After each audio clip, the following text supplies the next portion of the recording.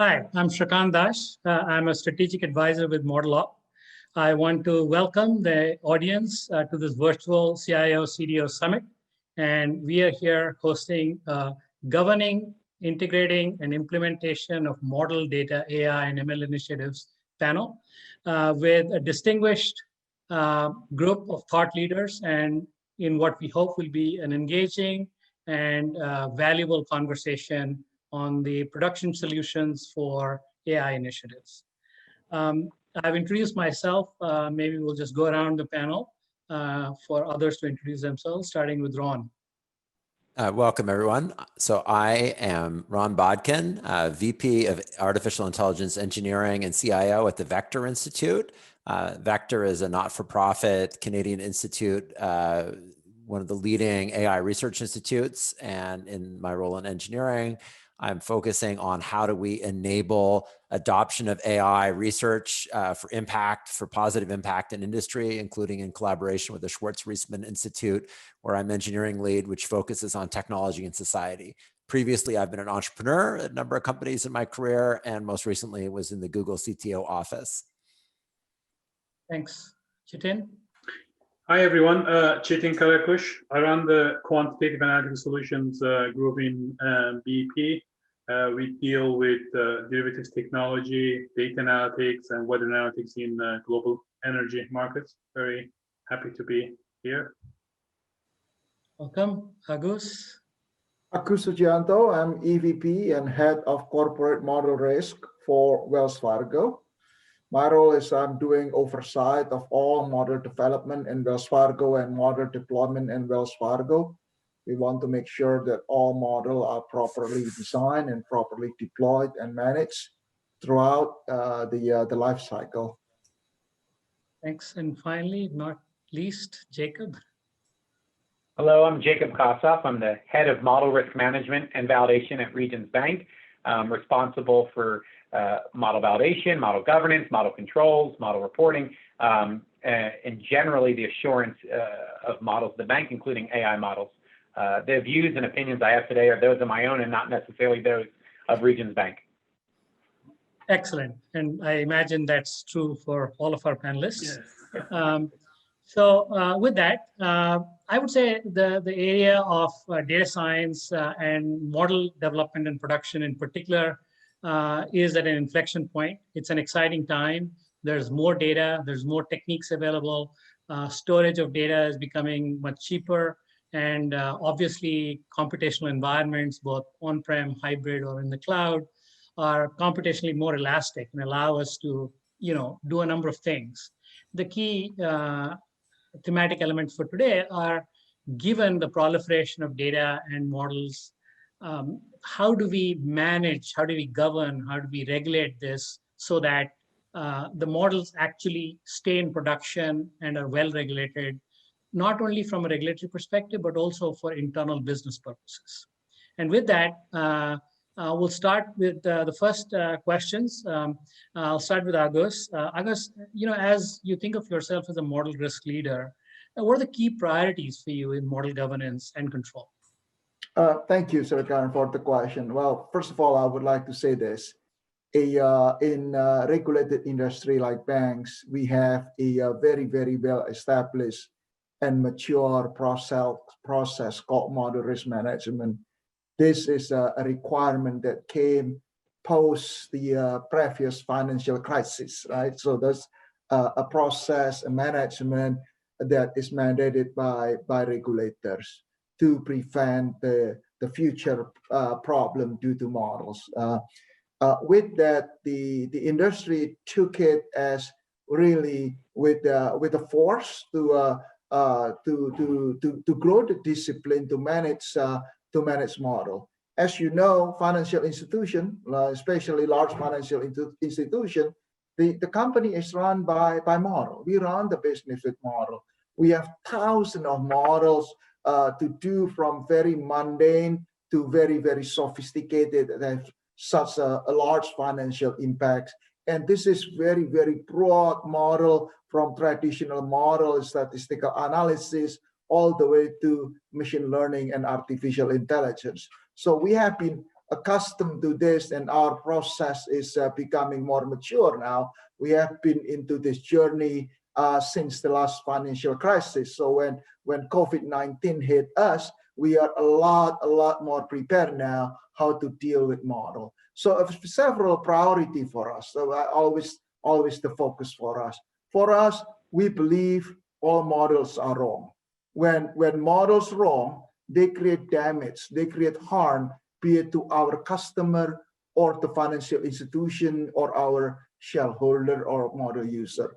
So paying a lot of attention on how do we understand how the model will be wrong, and if the model is wrong, how are we going to manage it? So we look at it from when the model is designed and before into deployment, we apply very rigorous discipline in terms of that, from model development, model testing, independent validation, to look at where the model can be wrong or unintended consequence of the model as well before the model are being used. That can come from the data. So we talk about a lot of data privacy, data security, appropriateness of data for model development. We talk about modeling framework. Is the modeling framework appropriate? The soundness of the concept, and then how the model will perform and the limitation of the model, because we know every model have limitation. How are we going to monitor it? How do we design the key performance indicator that we're going to use, that we're going to monitor when the model will be in production? And also understanding the model limitation, what kind of mitigation and control that we're going to use during model deployment. Those are done prior any model are going to be deployed. Once the model is deployed, of course, we look at the model performance, how we monitor how the data drift. Is in the world of AI and machine learning, if the model is retrained, what kind of change that happening in the model? So change control are so critical. Different model use and how to control different model use in today's environment. Chatbot designed for one area is going to deploy for different area. So those will be tuned and will be used differently. So change control are super critical for us. And throughout the things we monitor, the understanding for us, the key priority are really everybody need to understand how the model will be wrong and test it appropriately when the model will be wrong, understand that, and then put in place in production how you're going to monitor when the model is wrong, how you're going to mitigate it. Great, thanks. Anyone else? I could jump in. So I'll definitely second change management. When we talk about the change management, it's we need to talk about the model life cycle. So models are created and they have a kind of a change process. They go through cycles. So you need to be versioning them, and more importantly, you need to have a infrastructure where you can make the model transition easier. You need to have a control rollout. You don't change the production model just immediately. You need to have a kind of a next version, and then you have to have a process to put that change control rollout in place. Second priority, I would say what I call the reuse and modularity. You usually build more complicated models out of the more basic ones, and that's a key thing to be able to both ensure that you have the single consistent way of like an analytical or modeling approach, because if you are building blocks, your assumption will basically propagate across your enterprise. And also, obviously, you make most of your investments, right? Because you can build the more complex models from out of more basic ones. And third priority, I would say the provenance and documentation. Like you need to keep track of how the models kind of develop, what was the drivers, who developed it, and then generate the documentation and all the artifacts out of model, because those models going to have impact across the business. And Jacob, you had something to say? Sure, I 100% agree with Agus on his comments on just the crucial aspect model risk plays, and that all models are wrong, and it's really the focus on kind of model use has become quite important as we see more and more misused models at financial institutions. For us, in addition to the items discussed, we're trying to keep up with this massively growing inventory. Our model inventory has doubled in the last 5 years. It's grown by 45% over the last 2 years. And so one area we've been leaning into as a priority for model validation and model governance and model controls has been automated testing. And that's really been helping us, is that we can embed our test work within the model development lifecycle. And so our vision is that the validation requirements, the expectations of model testing is automatically and thoughtfully built throughout the model process, which is whatever data science platform you're using. And that's been an area we've been having a lot of success as well. But yeah, I agree with everything said previously. Great. So it sounds like, we need to sort of make sure that we reduce cycle time in the course of changing models, that models are bound to fail.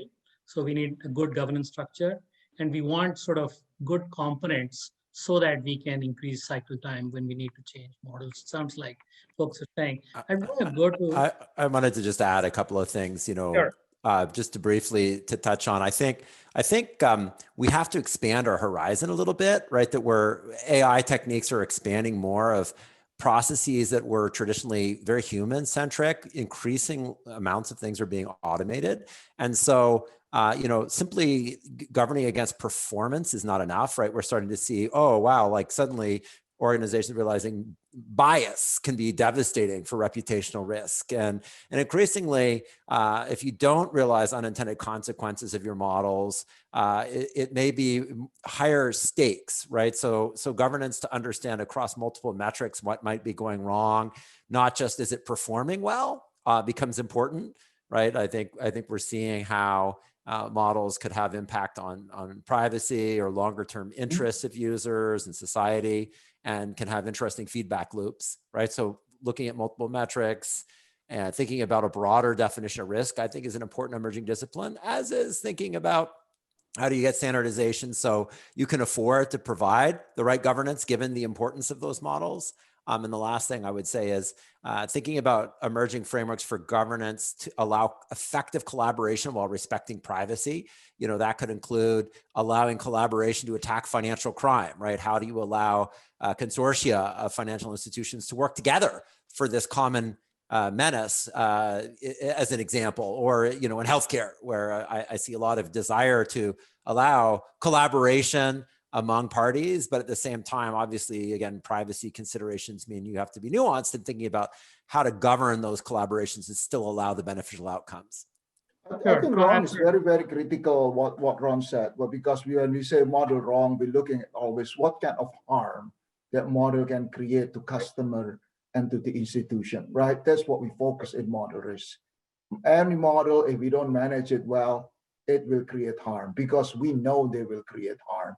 And some of those things are unintended consequences. So for example, something that very mundane, like online marketing product offering, the data is coming from cookies, information from cookies. Now we're dealing with data privacy, and we can deal with unintended consequence on the bias as well, because different demographic group serve the web differently. So those kind of things that we really focus a lot in the model risk management, looking at what kind of harm. So performance is model developer, they need to focus on model performance. That's for sure. But not only that, this is why in the financial institution, we have model risk management. We're looking at the failure mode, the harm that model can create beyond the performance.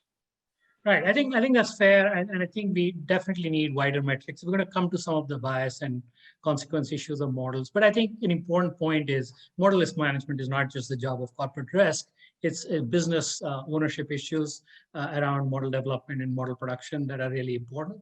And I think the regulatory guidelines like SR 11.7, offer a slew of protections to prevent, deliberate production of models. But I want to come to the next question, maybe question to you, Ron, this time, and anyone else who wishes to answer on this. How critical is it to have an enterprise strength technical solution for model deployment, production, and tracking?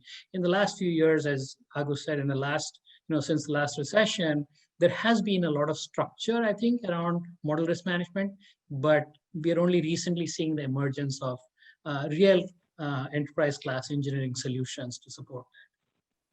Yeah, I mean, I think there's, it's an important area. I think there's some advances that can be implemented, right? I think there's a shift that's been happening in more places around an automation first mentality, much like the development, the shift from manual releases of software to DevOps, this kind of ML ops approach of having more automation and continuous enforcement.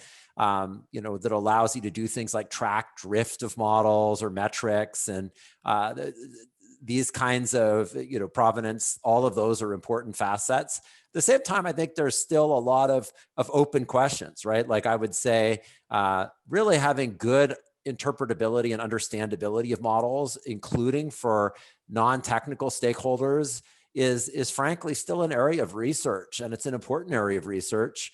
So I think it's important to be tracking that and providing good tools based on what's available. But I think the community as a whole needs to advance on that so that you can have more confidence as you deploy state-of-the-art deep learning models, what the real impact of them is. Likewise, I think better ability to assess trade-offs among metrics and even look at things like causal relationships are not well defined yet. They're, again, still more research, but they're really important areas that honestly, we need advances to do better. Anyone else on this particular topic of having standardized engineering solutions at an enterprise level? Yeah, I mean, I'm in finance domain, in trading area, the time to market is critical. So you might have an idea where you develop a product. If you can't put that into production and start trading, you basically lose the value of the whole thing. Like if your competitor beats you to it.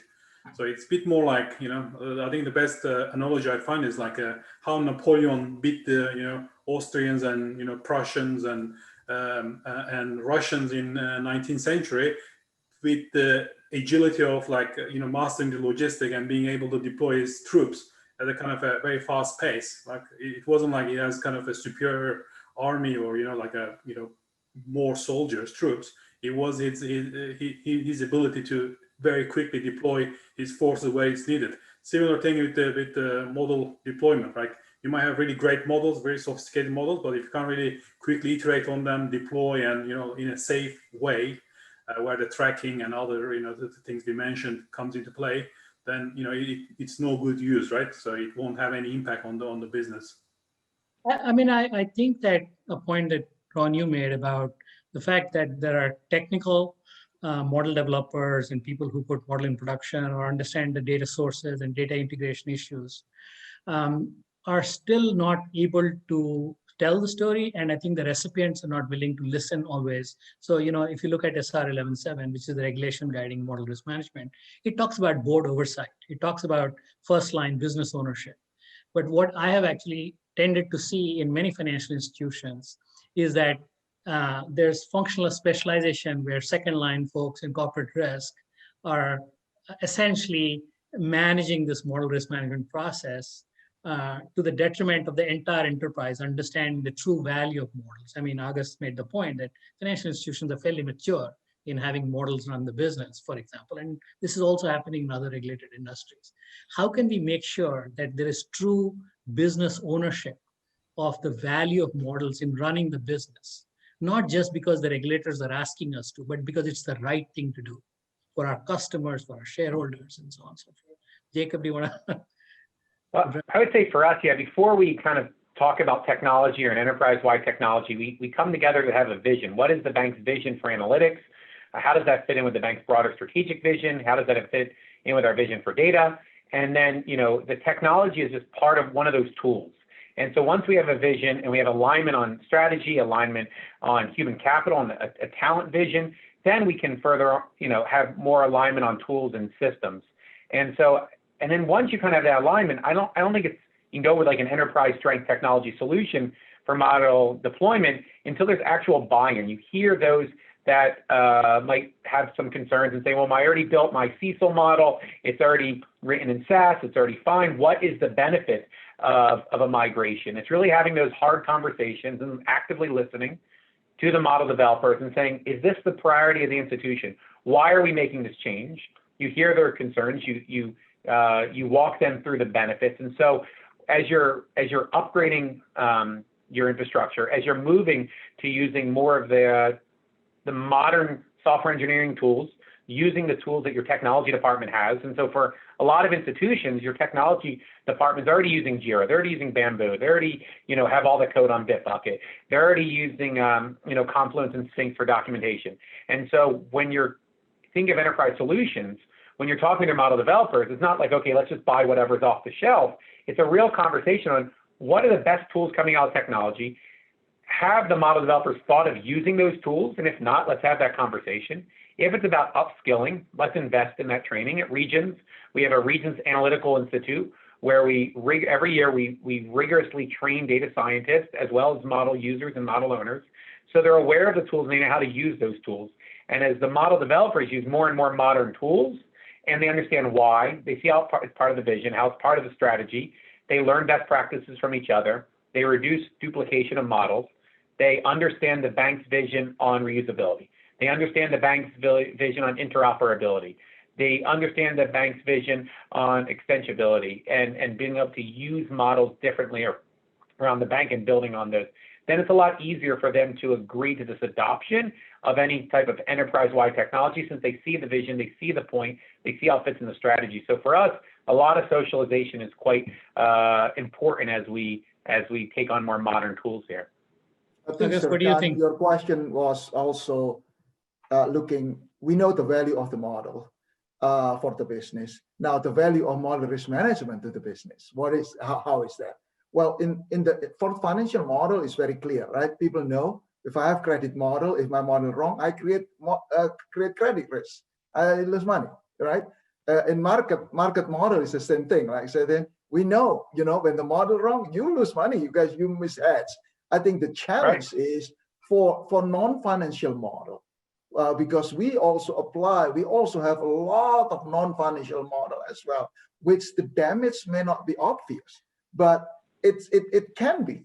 For us in Wells Fargo, we are very, very sensitive about this because our reputation was damaged based on some of the problem with mis-selling.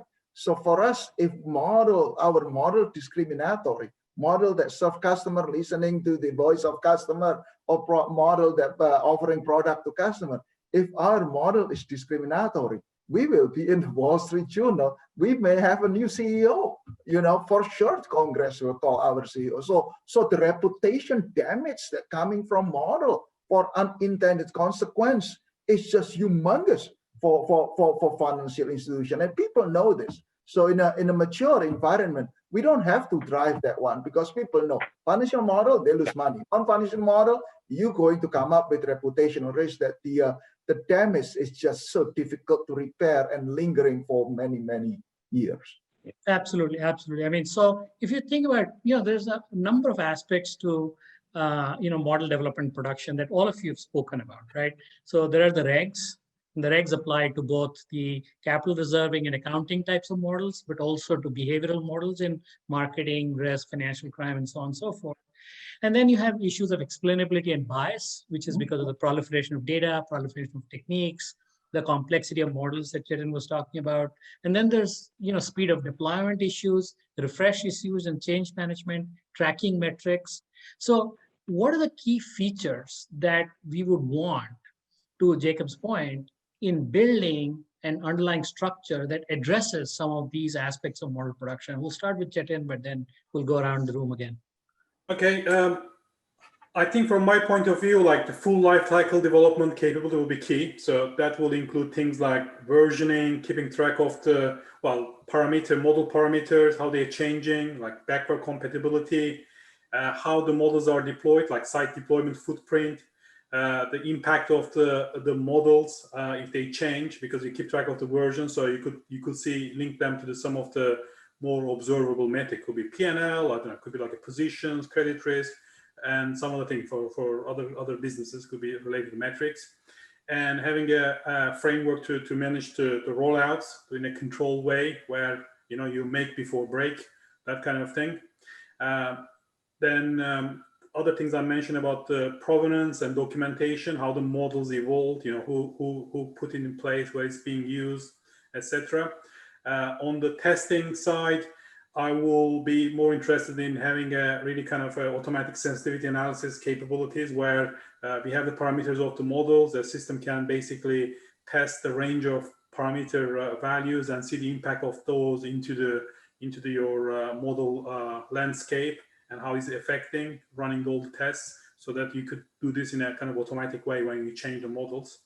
I will want to see kind of an impact analysis. Those models are kind of form some sort of a change graph, right? So they will affect, there might be submodels, the models affect certain systems, systems might be feeding other systems. So you need to have to capture that graph in a place where then you can do an impact analysis. If I change this model, what will the impact of that, right?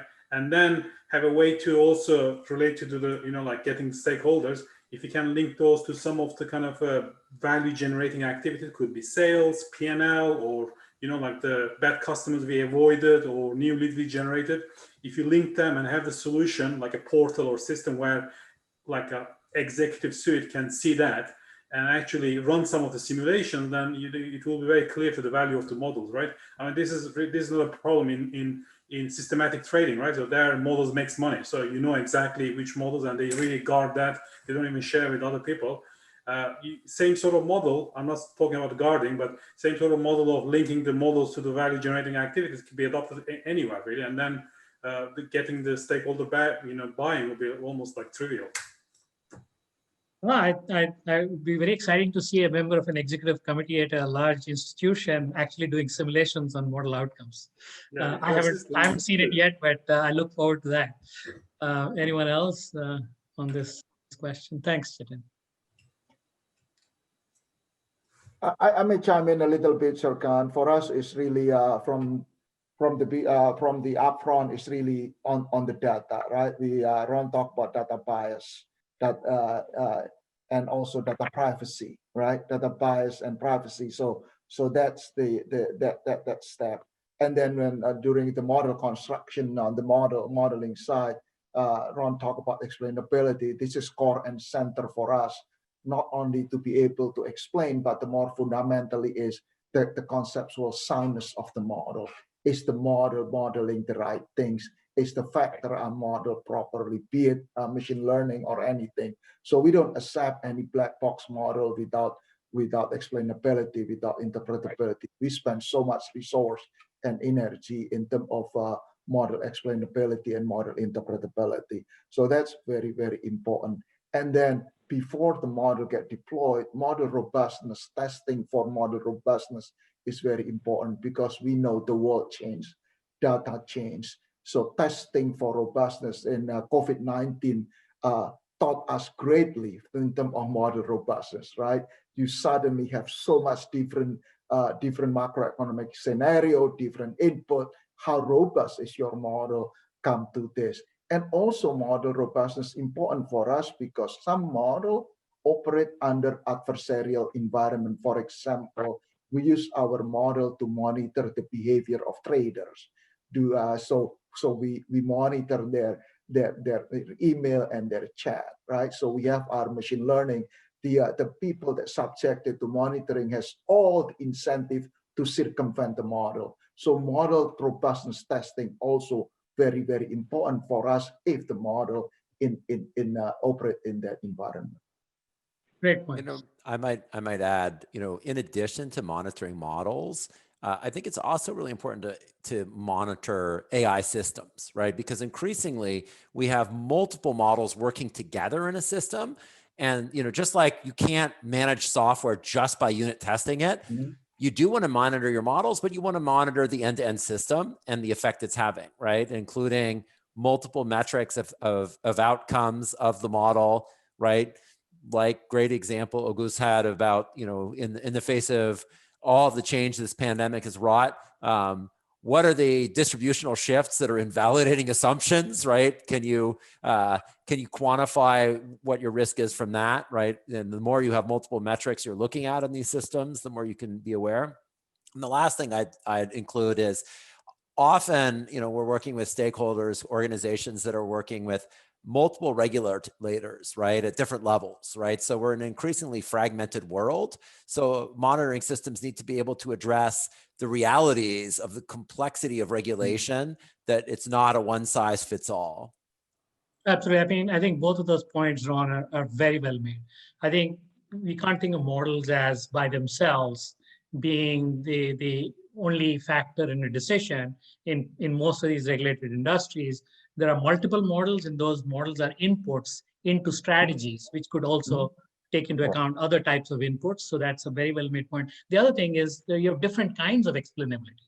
So for example, fair lending is different than responsible lending, and responsible lending is different than asset impairment issues. So there could be a variety of things that you look at. And I think it goes back to what Jacob was saying initially. It's not just about model inventory. It's also who's the model user, who's the primary user, who's the secondary user of those models. So ownership and usage and tracking of that, particularly as there are population shifts or there are external shocks, like I was saying, are very, very important. I don't know, Jacob, if you wanted to add anything to the discussion so far at this point. No, I'd agree, especially with the goose on the model robustness and kind of adversarial testing. That's just been one of the most important things for us recently. So no, I'd agree with the previous comments. Excellent. So Jacob, Ron bring up good point though on the in terms of system, because model have model dependency, has upstream, downstream model becoming a complex system, but we also have non-model around it as well. Because for fraud, we have model, but we also have a lot of rule-based system. For credit approval, you have credit model, but you also have strategy. So we need to look at the model itself, but also the system as an outcome. So very, very, very good point, Ron. Yeah. So Jacob, we've talked about, data models, new techniques. We've talked about engineering solutions, different aspects of bias and explainability. There's also organizational context in model production and development. So what are the organizational aspects of model production? Obviously, there's a formality in the organization structure of first line, second line, third line, but there's also other players. There's the program managers themselves, the business owners. There's technology, there's corporate risk, data science. They all bring different value to model production and development, but they also, I think Ron made the point about collaboration. You can have organizational formality and challenge and checks and balance, but there also needs to be collaboration because there's so much new stuff happening. There's so much of a proliferation of tools. There's such a fragmentation of standards. So can you maybe sort of talk about your experience with what the organizational context of model development productions? Right. That's a great question. So alignment is so important for visions here across first line, second line, and third line, as well as we see a lot of advantage of cross-training. So for us, there's 24 alumni from our team. So individuals that used to work in model risk, 24 of them are currently in other parts of the bank. The head of LIBOR transition, she used to come from model risk. Fraud analytics came from model risk. The head of data modeling platforms and data platforms came from model risk. The head of risk testing optimization came from model risk. So a big part of Regions is that so much of our leadership used to work in model risk. So now, whether they're sitting in the first line or second line or third line, they've worn that model risk hat, and they have that appreciation for best practices. They've seen lagging practices, they've seen best practices. They've seen a variety of models, they understand the data, they understand the players, they understand the people. And so I think for organizational aspects, one is to really have that culture of internal mobility, which we do at Regions. Many of our model validators are former internal model developers, and that's a big part. I think another part is that MRM should really partner with the technology department to provide systems, to provide clear guidance on, using open source code on models in the cloud, that they have really clear standards and similar taxonomy as the technology departments. And I see model risk partnering with technology is so important in terms of organizational aspects. Another aspect is where model risk continues to effectively coach and effectively train the disparate model developers throughout the bank. And that's really important on model bias, on best practices, since we're the only group at the bank that sees all the models. Group A might have 10% of the models and group B might have 20%, but we're the only ones that really see that range of practices. And so it's important for us to where we see duplication, we point it out. Where we see inefficiencies, we point it out. When we see key person dependencies, we point it out. And on talent, I think where we add tremendous value is when we see that individuals sitting in Group A could add a lot more value to the institution in Group B, we point that out as well. So model risk really is kind of that glue that puts it all together. We're the kind of only enterprise-wide group that sees all the models, and we can add tremendous value there. And as we've seen leading groups really advance in modernization and transformation, or with AI or in reporting or automated monitoring, whatever it might be, we can share those best practices with all the other individuals in the modeling community. So I think that's a lot of it. So one is internal mobility is crucial. Having a clear vision on strategy, on tools, on people, on priorities is crucial.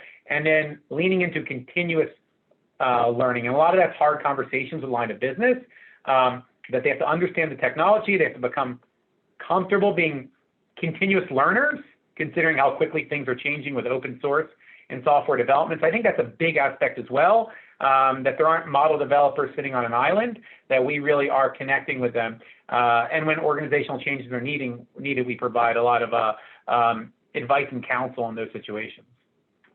Great. Anyone else on this issue?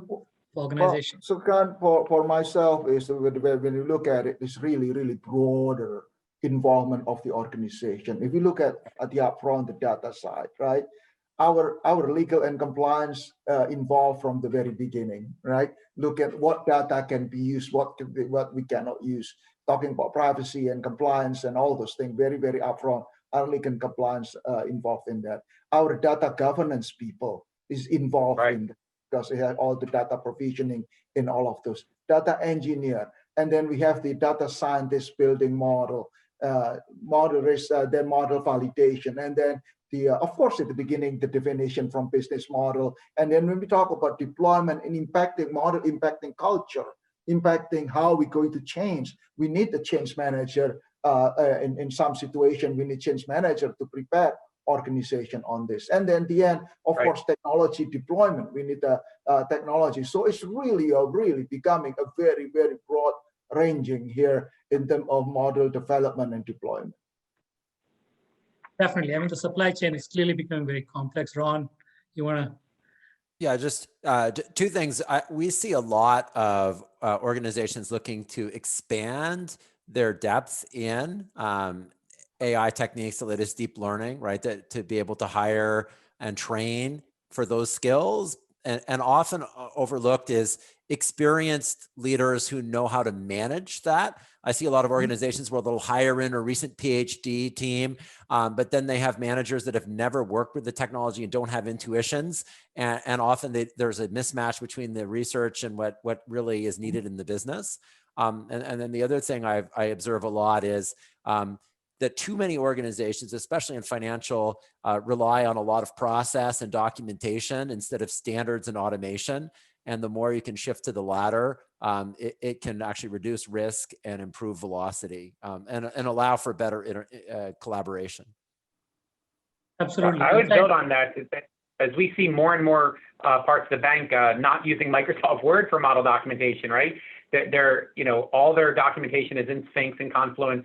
That they're just really leaning into automated documentation. Then if there's one group that's become really good with automated documentation, then we point that out and we encourage other areas of the bank to look at that. And so maybe we only have 40% of documentation no longer in Word. Well, how do we get to 60% not in Word and 80% not in Word?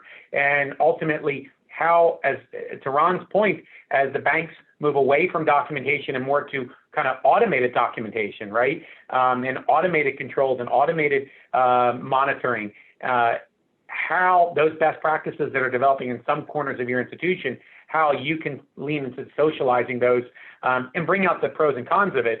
But we've been benefiting from seeing a lot of growth in more modern documentation, if you will, and that's been useful to socialize. And we've seen some benefits and quicker and more controlled model development, even with shorter, documents. You don't need to copy and paste the code anymore. Just, all the code's in Bitbucket. You don't have any stale model documentation.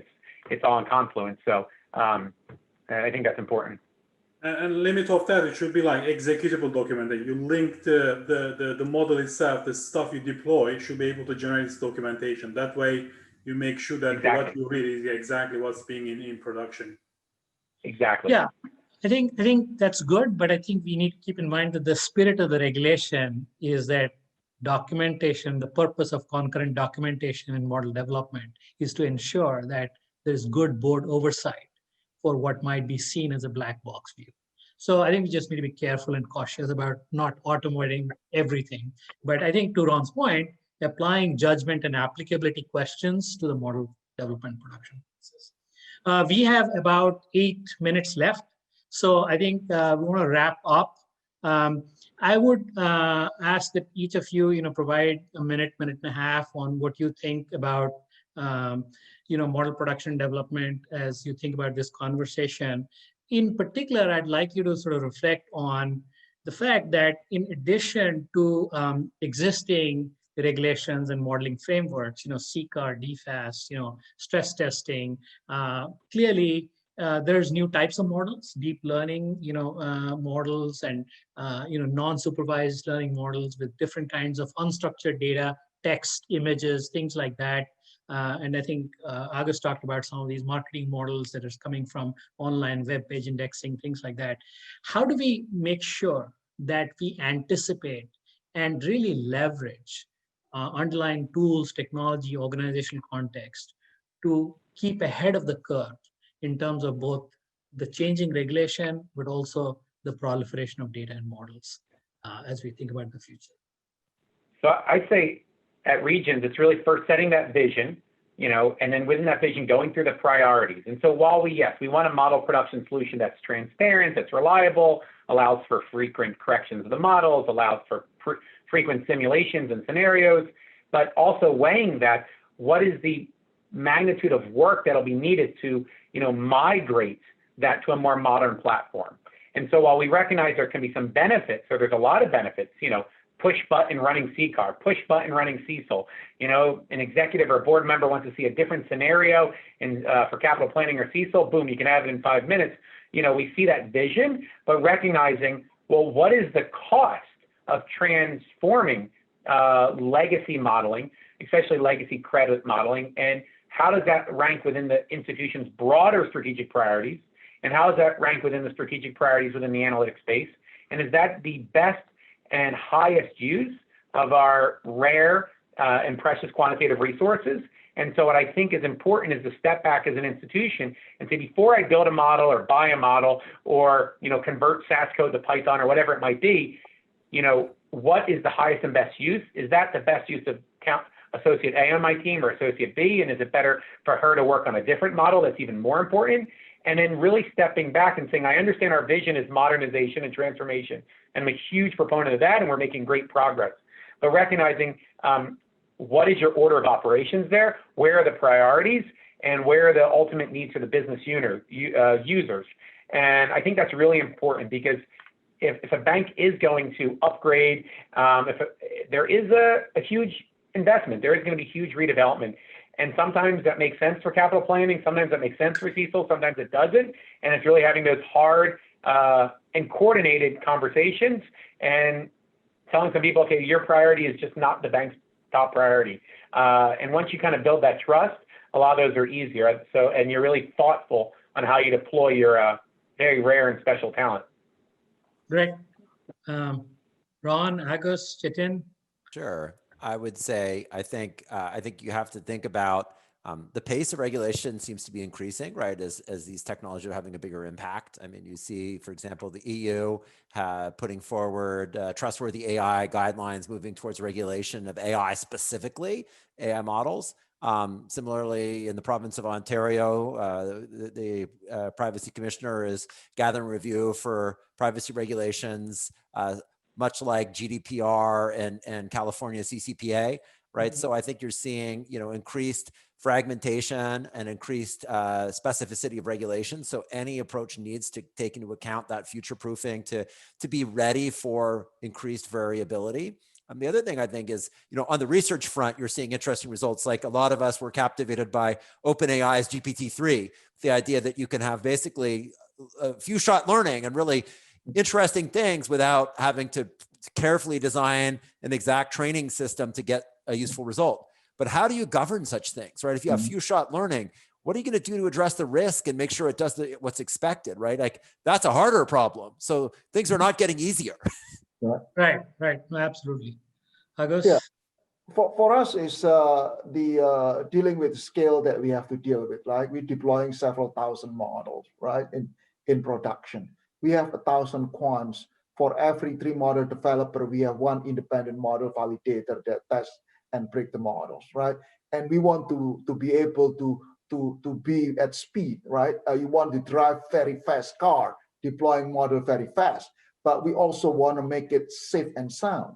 So how can we drive very fast car without very good brake and navigation system and steering system? So that is really the important things that we're looking at. If we want to drive fast and very fast and large scale, we have to drive it really, really safely. Right. Right, Chetan? I will say, yeah, I mean, the models are everywhere. So it's not like it used to be just risk or quantitative. Now we have the AI data models. So the models basically what makes the data useful, right? It could generate insights, predictions, it could be used for operational decision, it could be for investment decisions. So you need to treat the models as a kind of a first-class citizens, and you have a kind of think it's a kind of a strategic investment. And I think most organizations definitely don't really manage their models that well. They don't really take advantage of the models, right? Because they don't treat it as a kind of a first-class assets where it can be used consistently, right? So that could generate more different business opportunities, more P&L, or it could reduce the risk, right? If you use consistently. So I will say that like adopting some sort of a kind of a graph approach and also incorporating all the peoples and stakeholders, some of them could also be like a model developer. So they don't have to be like a specialist. Sometimes especially for database models, you have your business users actually becoming like contributing to the model development. They could, at least contribute with the documentation or impact of the models. So having this kind of mindset, I think, is key to manage the model assets. So thanks, everyone. I think it's been a great conversation. I mean, clearly a lot of thought leadership on this panel, a lot of expertise. I think that the good news is that we are moving towards, I think, more executives, more management understanding of models. And as we think of predictive accuracy, I think it's very important. I think all the panelists are saying you need to have a safe and sound environment to make sure that we have robust models rather than simply go after predictive accuracy. As the data and the technical environment proliferates. So thank you, everyone, and hopefully this panel has been useful for the audience as well. Thanks. Yeah. Thank you. Thank you.